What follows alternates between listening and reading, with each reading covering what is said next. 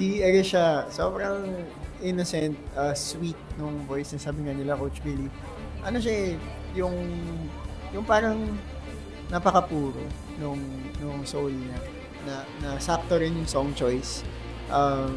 That song, we super love that song. Obviously, we have a version of that song.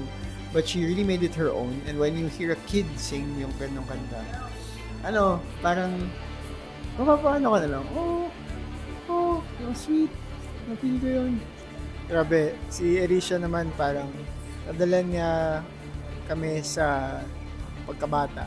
Kasi, yung parang, it is what it is. It is, the song says what it says, na, there's something in the way you look at me. And then, kumbaga, yung innocent, parang that, but in an innocent perspective. Childlike perspective. Nagawa ni Erisha yan sa aming lahat. So refreshing performance. Thank you po.